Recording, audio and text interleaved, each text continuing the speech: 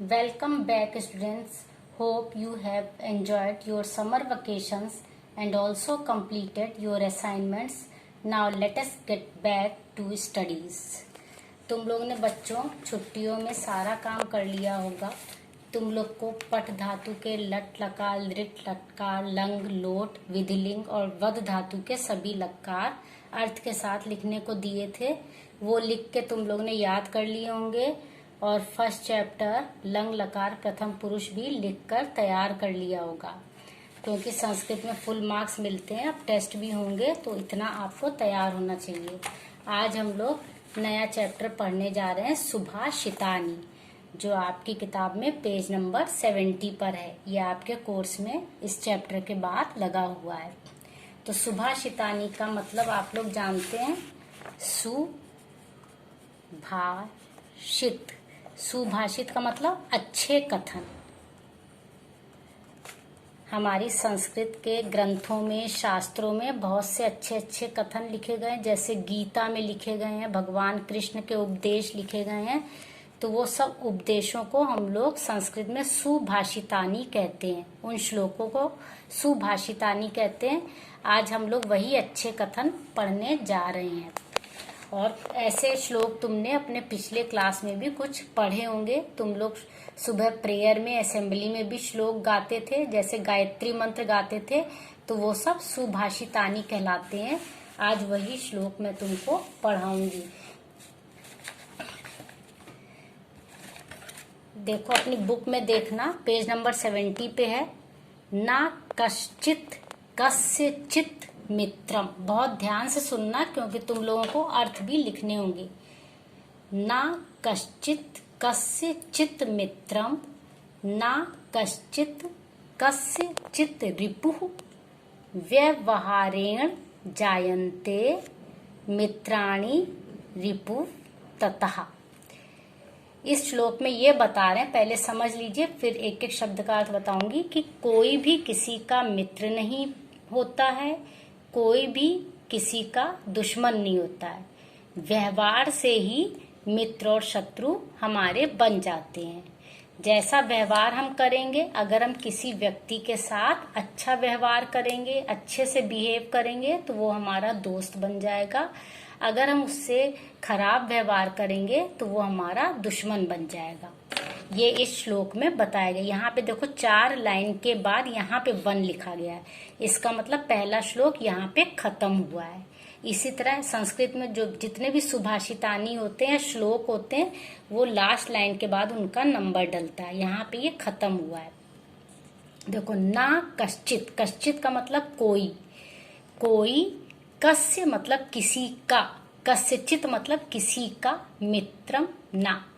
कोई किसी का मित्र नहीं।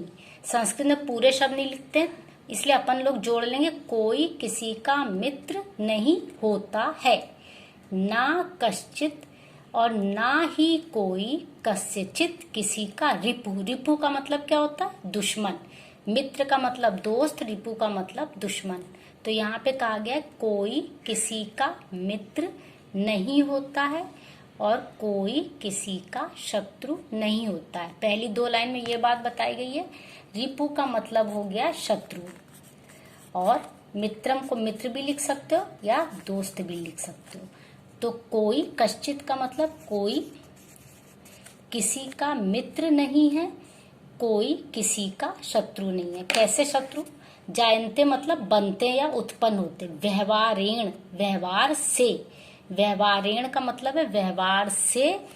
अब संस्कृत में तुरंत शब्द के बाद शब्द का अर्थ जरूरी नहीं कि एक साथ ही आ जाए कि व्यवहारेण जायन्ते। अब व्यवहारेण के बाद हमें नीचे की लाइन जोड़नी पड़ेगी।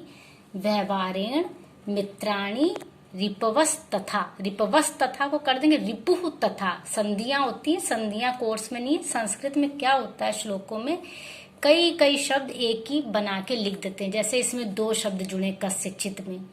कस्यचित में 2 शब्द जुड़े। रिपवस तथा में 2 शब्द जुड़े, रिपु और तथा, और बीच में विसर्ग के लिए आधा सा लगाया है। संधियां हो गई, जुड़ गए हैं। तो इसमें कहा है कि कोई किसी का मित्र नहीं होता है, कोई किसी का दुश्मन रिपु मतलब शत्रु या दुश्मन नहीं होता है। अब लास्ट लाइन पे ले आएंगे, यहां से व्यवहारेण से जोड़ेंगे। व्यवहार से मित्र तथा मतलब और रिपुहु, यहाँ पे टूट गया है शब्द, दो शब्द थे, रिपवस तथा मतलब रिपुहु तथा। व्यवहार से मित्र और शत्रु, जायन्ते मतलब बनते हैं या पैदा होते हैं, तो यहाँ बनते हैं शब्द ज्यादा ठीक लगता है। यानी इस श्लोक में ये कह रहे हैं कोई किसी का मित्र नहीं होता है, कोई किसी का दुश्मन नहीं होता है, व्यवहार से ही मित्र या शत्रु, मित्र और शत्रु बनते हैं।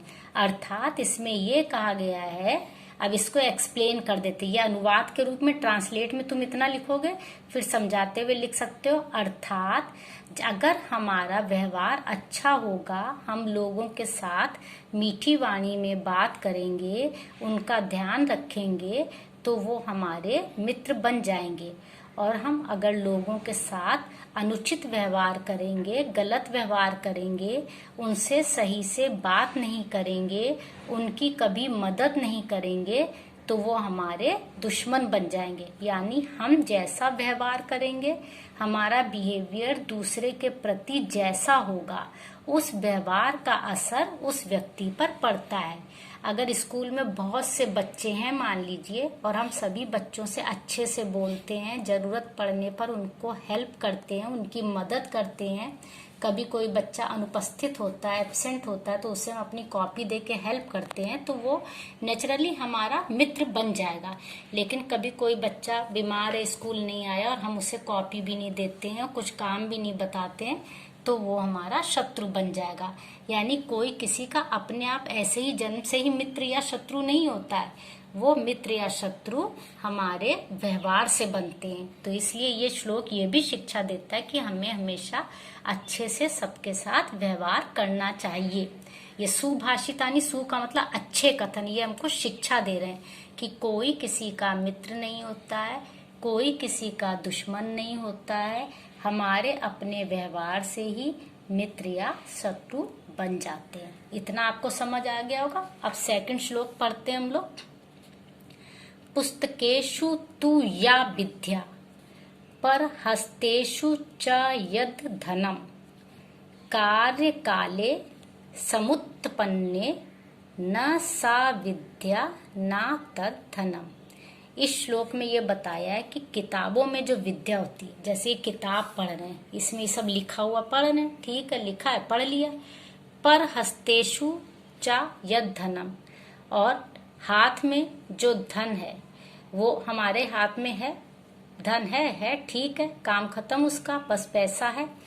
कार्य काले समुत्पन्ने, जब अवसर आता है उस समय यदि उसका उपयोग ना किया जाए, तो ना तो वह विद्या सही है और ना वह धन सही है। तो इसमें ये बता रहे हैं कि जो किताबों में ज्ञान मिलता है और दूसरों के हाथ में जो गया हुआ धन है, वो सब निरर्थक होता है। समय आने पर ना तो वह विद्या ही काम आती है, ना वह धन ही काम आता है। यानी कि जैसे आज मान लीजिए आप लोग ये श्लोक पढ़ रहे हैं और इसको खाली पढ़ लिया, इसको अपने जीवन में नहीं उतारा, या इसको किसी को नहीं समझ आ रहा, उसको आपने ज्ञान को नहीं बांटा, तो ये जो विद्या है, पुस्तकेषु तु या विद्या, या मतलब जो विद्या किताबों में है, पर हस्तेषु च यद् धनम, और दूसरे के हाथों में जो धन चला गया है, समय आने पर, कार्य काले, अवसर आने पर, कार्य काले मतलब जब काल आ रहा, जब जरूरत पड़ रही है, उस समय, वह समय उत्पन्न होने पे ना तो वह विद्या काम आती है और ना वह धन। धन भाई दूसरे के हाथ में चला गया, तो अब हम कैसे यूज कर सकते हैं।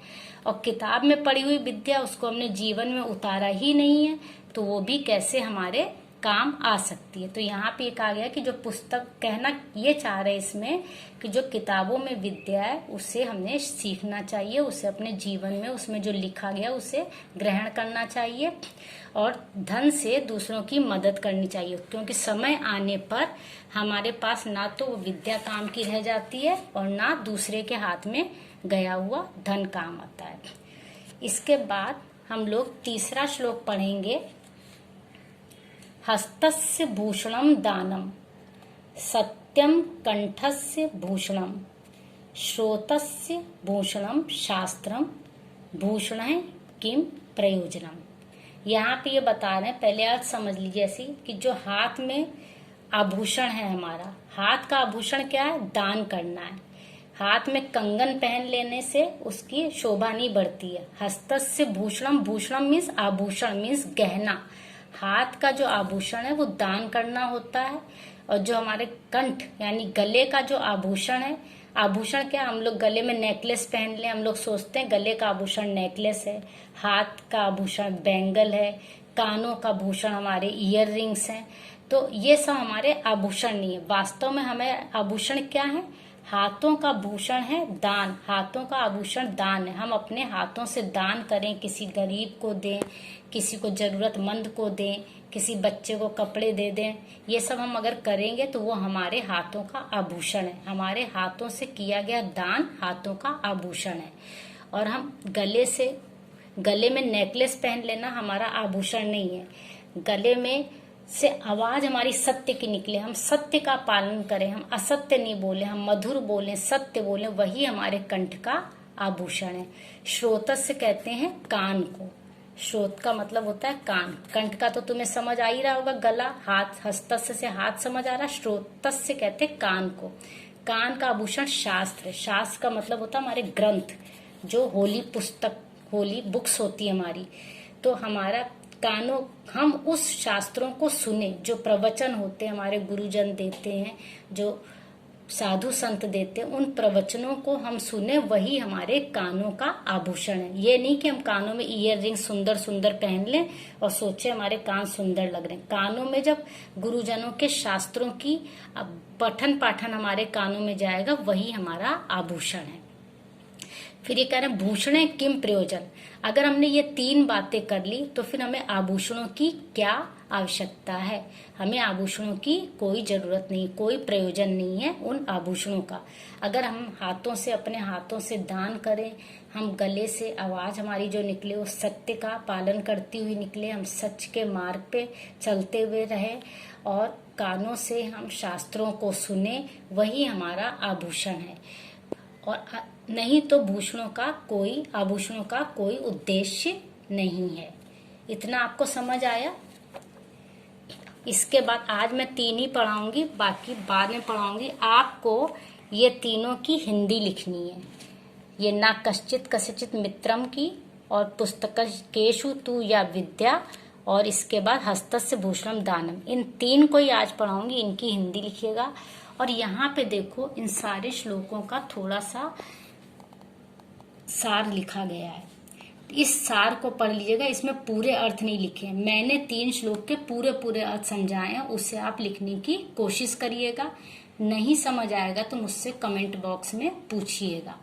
ये सार लिखा है, इसमें थोड़ा थोड़ा देखिए लिखा है। इसमें दिए गए पाठ में श्लोकों का संकलन है। प्रथम श्लोक में बताया है कि व्यक्ति के व्यवहार से मित्र और शत्रु बनते, यही बात हमने आपको बताई समझाते टाइम। द्वितीय श्लोक में पुस्तकों में संचित ज्ञान और दूसरों के हाथ में गया हुआ धन निरर्थक बताया, यही हमने भी बताया कि भाई पुस्तक पढ़ लिया, अभी आपने ये श्लोक पढ़ लिया, काम खत्म, कॉपी में लिख लेंगे, काम खत्म। लेकिन आपको ये बात श्लोकों की समझनी पड़ेगी, उसको अपने जीवन में उतारेंगे तभी ये आपके काम आएगी। जरूरत पड़ने पे किसी बच्चे को नहीं समझ आया, किसी फ्रेंड को आपके नहीं समझ आया, तो उसे समझा सकते हैं। और दूसरों के हाथ में गया हुआ धन, दूसरे के पास धन चला गया और जब हमें जरूरत पड़ रही तो हमारे पास नहीं है, तो वो भी बेकार हो गया पैसा हमारा। तीसरे श्लोक में इन्होंने दान, सत्य और शास्त्रों को क्रमशः हाथ, कंठ और कानों का आभूषण बताया। हमने भी यही बात बताई, हाथ में कंगन पहनने से या रिंग पहनने से सुंदर नहीं होते, हाथ सुंदर लगेंगे आपके दान करने से। कंठ, गले में नेकलेस पहनने से नहीं होगा कि भारी सा हार पहन लो गला तुम्हारा सुंदर लगने लगे, उससे हमें सत्य के वचन बोलने पड़ेंगे।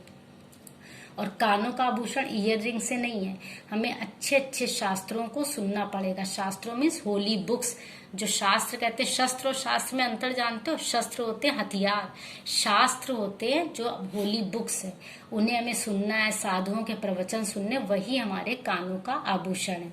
इसके बाद चौथा, पांचवा, छठा श्लोक मैं जब बाद में पढ़ाऊंगी, आप इसको अपने आप रीड कर लेना। ये 3 श्लोकों की हिंदी आपको ऐसे लिखनी है, पहले आप सुभाषितानी चैप्टर का नाम डालिएगा। ऐसे चैप्टर का नाम डालने के बाद यहाँ पे हेडिंग डालिएगा अनुवाद। इसके बाद आप पहला श्लोक पूरा कॉपी करिएगा, क्योंकि अभी आप 7th में आए, अभी पूरा कॉपी करना है, क्योंकि नहीं तो पढ़ते टाइम हिंदी दिक्कत होगी। ऐसे जैसे मैं लिख के बता रही हूँ, पूरा कॉपी होगा, डैश नहीं लगेगा, हर लाइन आपको लिखनी है। ऐसे नंबर 1 यहाँ ऊपर डाल दीजिएगा, नीचे भी डाल सकते हैं आप, लेकिन यहाँ भी डाल सकते हैं। ये पूरा श्लोक लिखा जाएगा, कॉपी नहीं होगा, वो कॉपी पूरा होगा, डैश लगा के नहीं लिखना है। इसके बाद यहाँ पे इसकी हिंदी लिखेंगे। ये संस्कृत लिख के ये ब्लैक पेन से लिखिएगा, संस्कृत ब्लैक पेन से लिखिएगा, और इसके नीचे ब्लू पेन से हिंदी करिएगा। इन 3 श्लोकों की हिंदी करिएगा। सबसे पहले अनुवाद से पहले यहाँ पे सबसे पहले शब्दार्थ लिख लीजिएगा। शब्दार्थ ये लिखे हुए हैं, इंग्लिश वाले मत लिखिएगा। मित्रम, दोस्त, रिपु, वैरी, शत्रु, ये आप लिख लीजिएगा। तो आपका कल का असाइनमेंट में काम है, ये शब्दार्थ लिख लेना हेडिंग डाल के, और ये पेज 70 पे है और 14th लेसन है, ये लिख दीजिएगा, क्योंकि संस्कृत में सारे लेसन नहीं उठाए। सुभाषितानी 1 चैप्टर हम पढ़ा चुके हैं, अब 1 सुभाषितानी का पढ़ा रहे हैं। फिर सबसे पहला काम शब्दार्थ, फिर अनुवाद हेडिंग डाल के पहला श्लोक पूरा कॉपी करके उसका ट्रांसलेशन करिएगा, दूसरा कॉपी करिएगा पूरा, फिर ट्रांसलेशन, और तीसरा कॉपी करके उसका ट्रांसलेशन। इतना काम आपको कल करना है, आगे का मैं अगले पीरियड में बताऊंगी। Thank you.